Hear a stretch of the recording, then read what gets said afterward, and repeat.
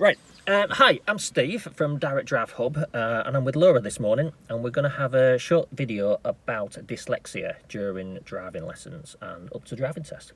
We're just going to go straight into a little bit of background from Laura. So can you explain a little bit about dyslexia? Can you explain a little bit how it affects you and how you can describe it? Yeah. So I'm dyslexic. I didn't get diagnosed with my dyslexia until I was 17. But it had always kind of like affected me at school and things like that. And I always knew that there was something that I really struggled with at school. But for me, it wasn't necessarily like spelling and reading and writing, which is a common misconception. Obviously, some people with dyslexia do struggle with reading and writing, and that's like the big thing for them. But for me, it's more processing information and things like that I really struggle with, and the time that it takes me to do certain things. So obviously I can read fine, but the time it takes me to read it and process it is a lot longer than other people. So if I'm reading a book, I'll have to maybe sort of read the page about 4 times before I've really taken in what it says. That's why I don't think I got diagnosed till quite a lot later on, because I was doing well at school, and at school I sort of came out with A stars and A's and B's, and you kind of slip through the net a little bit when it's like that. But it wasn't until I got to college that the work sort of got slightly more tricky, and I was doing English and things like that, that my teacher sort of picked up on it, and then that's when I got diagnosed. Right, okay, because we had a discussion a while ago and was like going through certain things during driving, and we found this picture. I'm just going to show you if you can see that on the screen. As you can see, it's all a bit jumbled up. There's a few words in there which are actually readable, but everything else is jumbled. But would you say that is how you see things? A little bit, yeah. I have what you can get is like, it's called an overlay. So I've got a yellow overlay and like a little ruler thing as well that you can get. So if I am reading a book or anything like that, I use the overlay, and it's to do with I think it's to do with the contrast of the white and the black, and the light that comes off the white background and stuff like that. So I have an overlay that you put over it, and it makes a massive difference when you read. Yeah. All right, then. So going into the driving part of it. So you've said to me before about you put driving off for a while. Was there a reason why you didn't start learning to drive earlier? Yeah. So I'm 26 this year, and obviously when I was 17, everyone was taking a test and stuff. But for me, I think at the time it would have been too much for me to do my A-levels and to do driving. It would have just been too much information at once, and I don't think I'd have been able to cope with it too well. And then obviously after that I was at uni, and then uni sort of finished, and it was like, oh, I need to do it, I need to do it for my job. I'm an adult now. And then I put it off, and I think when you know that your dyslexia impacts you like that, you kind of put it off because you know it's going to be difficult. So I put it off for ages, and I got this new job, and they said, oh, you really need to be able to drive to do what you're doing. And I'm like, oh, God's sake, okay.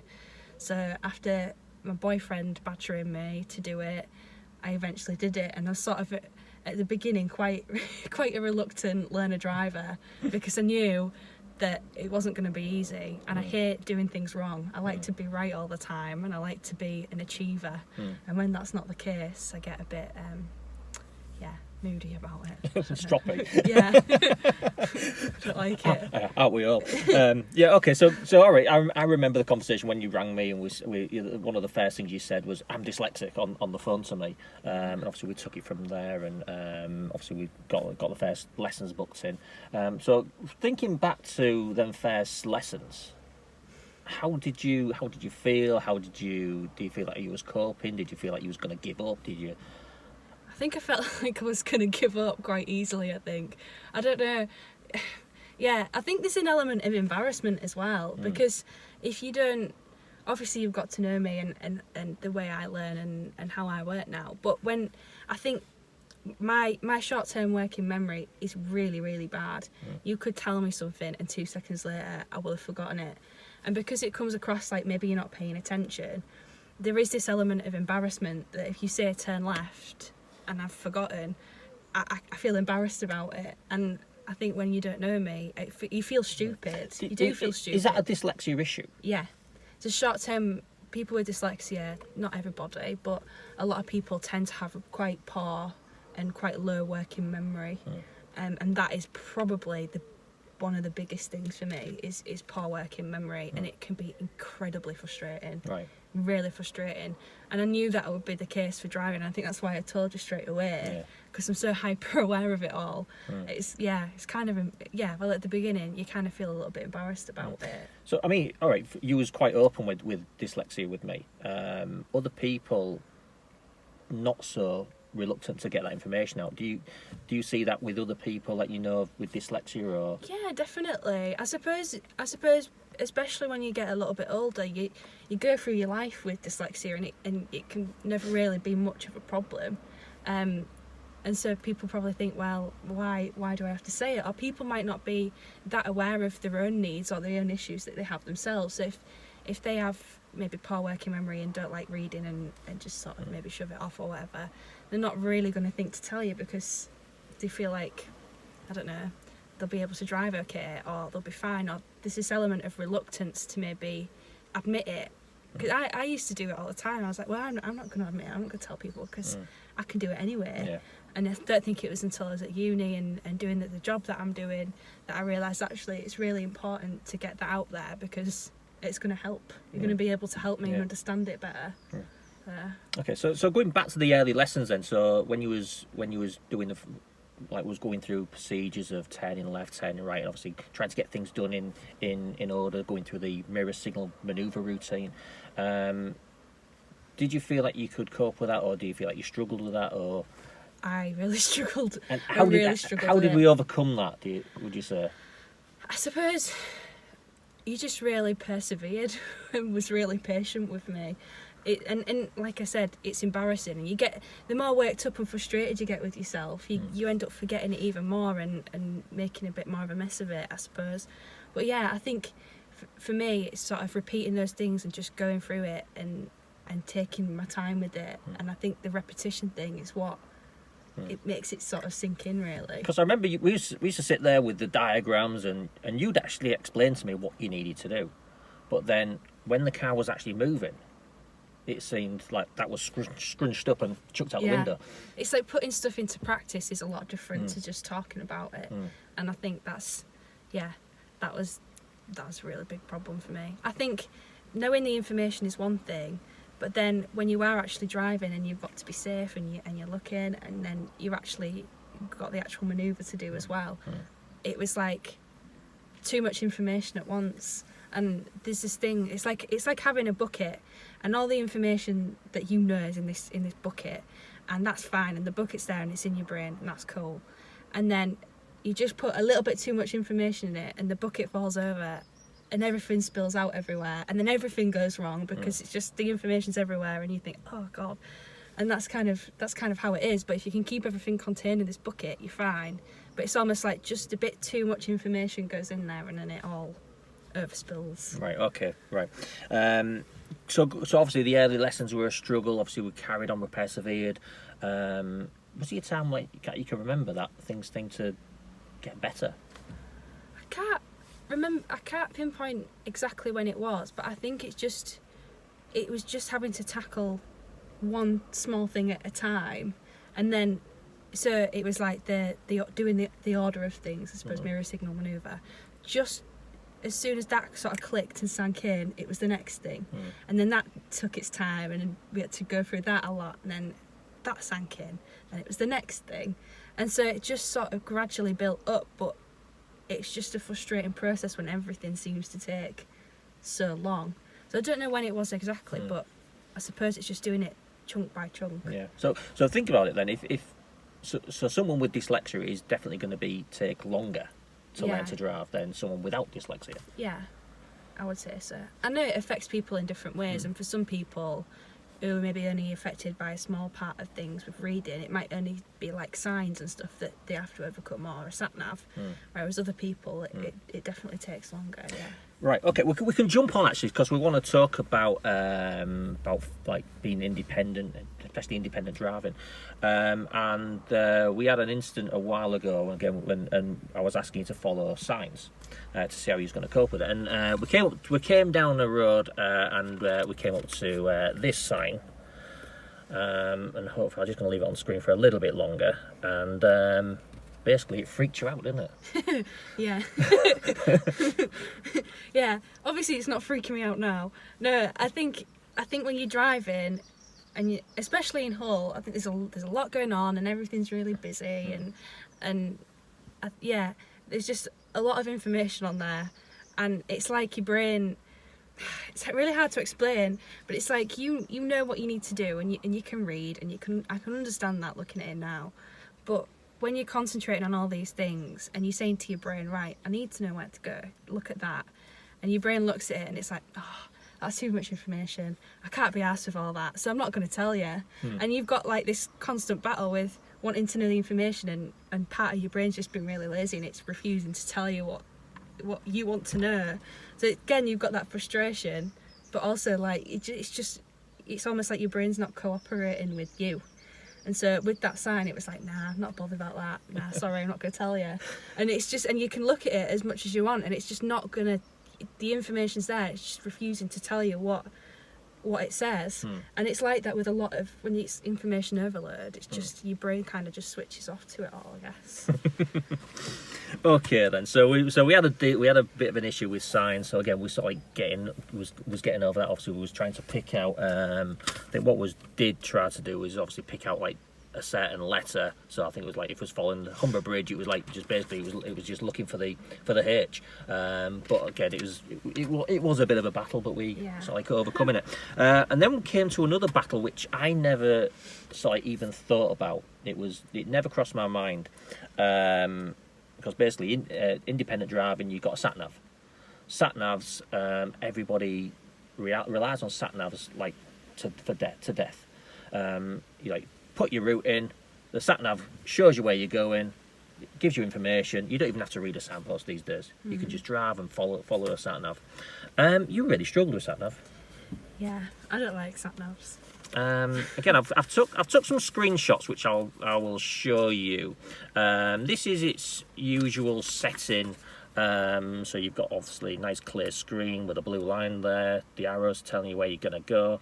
I'll just pass that to Laura. So again, can you give me any sort of information on that one? What does that make you feel? Well, similar to the way that the sign was, there is a lot of info. I guess there's just a lot on the screen, and the path, like the I don't know what's it called. The road. Yeah, the road is blue, but the arrow is also blue. It's just a different shade of blue. So I look at that, and it's really difficult to actually see where the arrow is. So that's annoying. And then you've got like the green in the background. You've got other roads coming off. You've got the time. You've got you've got the time it actually is and the time you're expected to get to your destination. You've got the distance. You've got the road. You've got other little bits in the corner. So it's in a similar way. My brain just does the same thing, and it's quite difficult to, in a similar sort of way. I don't like it anyway. She doesn't like that. So let's get rid of that. Anyway, so we changed a few of the settings. So we changed the colour of the route. We give it a nice pink. Probably because she's a girl. No, not the reason. But no, we changed it to the pink. So as you can see there, it's a little bit more, hopefully, user friendly. Yeah. So we did actually go look at all the different options for the colours, didn't we? And I felt that the pink, not because I'm a girl, but because I think it was the biggest contrast for me against the colour of the road and the colour of the arrow and the directions. That did make a difference. It's still a lot of information because you've got the stuff in the background, but just having that colour contrast actually did make quite a bit of difference because you could sort of see where you were going at least. Right. But it still wasn't brilliant. No. Right. So, improvement. Right then we changed it again. We've kept the pink on it. We've also changed it to night view. Now I know that picture's not really showing the perfect picture, but you can see it's a lot darker on the background. Yeah, so that's probably the best we were going to get, I think, with it. So all the different colours that they had in the background are gone, so there's none of the green bits and the blue bits and the yellowy bits. It's all just sort of black and grey, so there's no real distractions about what's going on elsewhere.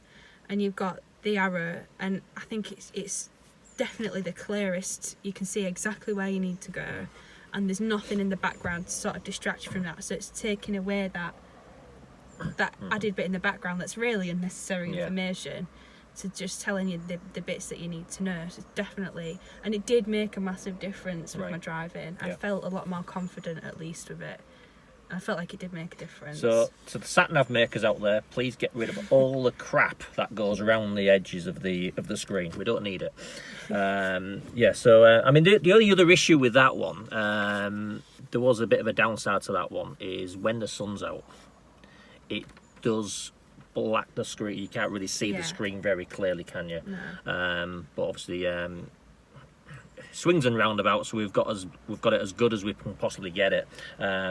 So we have got a little bit better use out of it.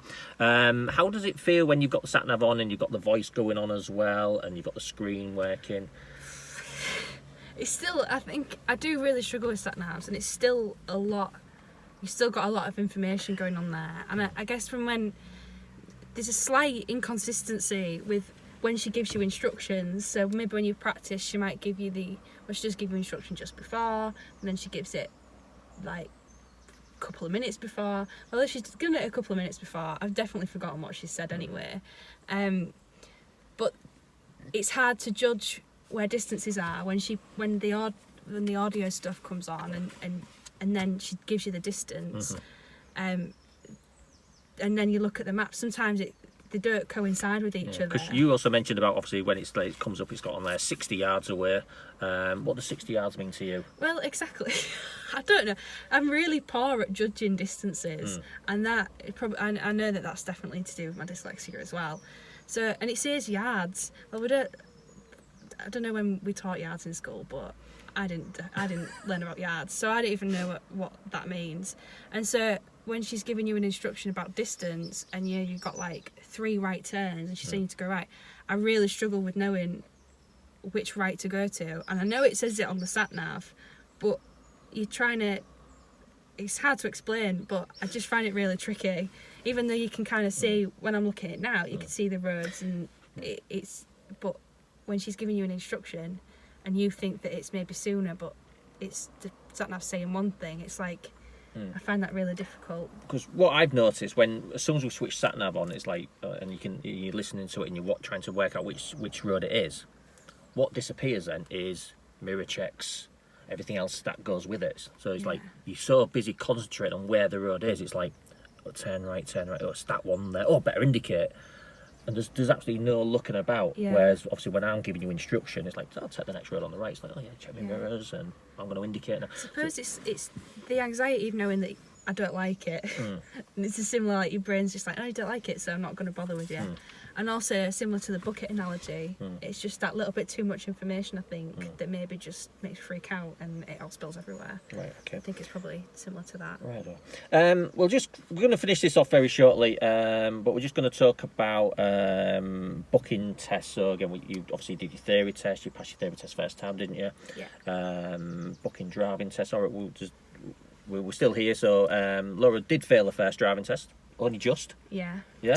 I failed my first driving test as well, by the way. But no, like I say, it was one of those where I said we won't talk about the driving test itself, but booking test did you feel it was okay? Booking a test? The theory of theory, driving test, both of them. I can't remember booking my theory, but I know with the practical driving test, you say at the beginning that you're dyslexic, and then it asks you for more information. And I know for a lot of people that's really difficult to actually explain what your specific issues are anyway. So that's kind of like your first hurdle. And then once you've done that, you've got the booking process, which I'm rubbish at booking stuff like that anyway. But for me, if you're saying that you're dyslexic and then you put in what your specific issues are, there's no real follow-up from them about how they can make any reasonable adjustments for you. So nobody really said anything to me, and obviously you'd contacted them about the Satnav thing, which was probably my biggest sort of my biggest concern. And there were loads of issues with that, wasn't there? There was a lot of issues. I mean, I did contact the DVSA and via a few different methods, and I was told on both occasions that Satnavs can be changed. The screens can be changed, the arrow can be changed colour. I went down to the test centre the day before Laura's test and spoke to an examiner who was completely unaware that changing the screen you could actually do. So he went off and had a chat with some of the other examiners, came back to me, said he actually spoke to the manager who wasn't at the test centre at the time, so he phoned him up and said they don't think they're allowed to change the screen. So I contacted the manager myself. After a bit of a conversation, he said, I'm quite happy to, if you get down to the test centre a bit early, we can get the screen changed to help you out. So yeah, we went down to the test centre a little bit early. An examiner came out who was taking the test, went over to the car, we changed the screen to the setting we wanted, very cooperative, and then off you went to do your driving test. So yeah, there was issues with that at the time. I emailed the DVSA again, and again they did say that we could change the screens. So obviously there's a bit of a miscommunication from the top of the DVSA regarding what you can and can't do on driving tests, and down to the examiners. So to me, the examiners don't really know all the information that's out there. So so I think the DVSA need to sort of address that part of it as well. But like I said, on the day of the test, it was all changed. So again, when we come to do a second test, we will be going down there and hopefully getting the screen changed again for this next one. But yes, I think it does need addressing. Obviously, people like Laura have got issues, and we do need to help them out. It's not as if we're giving them an added, and it's not helping them in a stage where they can get through a test very, very easy. They're not cheating. It's a case of they need that help. It's a really, really minor thing as well that they're changing. It's not. I don't feel like you're asking for much, and you've been quite proactive about it all. But actually, for a lot of people that are maybe dyslexic and do have maybe a few issues and aren't that great at articulating it or don't want to talk about it, if they knew that there are these little adjustments that are available for them and that they can do that, then it makes a huge difference for some people and just gives you that added bit of confidence as well. Good. Okay, so well, hopefully next test is coming up, so we're going to get through this very easily. So yeah, everyone's going to know now as well. Well, it doesn't matter. These things happen. All right, and do you want to have a quick chat about what actually happened on test? Do you want to explain what happened, or was it a dyslexia issue, or what was? It's a really stupid mistake. It's embarrassing. The test went really well, I thought, and I had 4 minors, and it was a really silly thing at a junction. I panicked and I stopped at traffic light when I shouldn't have stopped, and that was it. But there's a car behind me and it could have been a potential danger, which is why he had to film me. But everything else I felt like went really well, and he was really cool about the Satnav thing, and that was the bit that I was worried about. And actually it was such a short part of your test, and because he'd made the adjustments for me and stuff, it wasn't really an issue. So going into the second test, do you feel a bit less anxious about it? Definitely. If they help me change the Satnav again, I don't think I'll be particularly worried. I think I'll be feeling You won't be going out that car park without that screen changed. Because I'll be stood in front of the car until it's changed. Yeah, kick off. No. All right then. So thanks for Laura for that lovely interview. And if any more comments or any more information from anybody else out there who's going to watch this video, please get in touch with us. You can visit our Facebook page at Direct Drive Hub. Comments would be very appreciated. But no, thanks for Laura for the help this morning. Okay, thank you.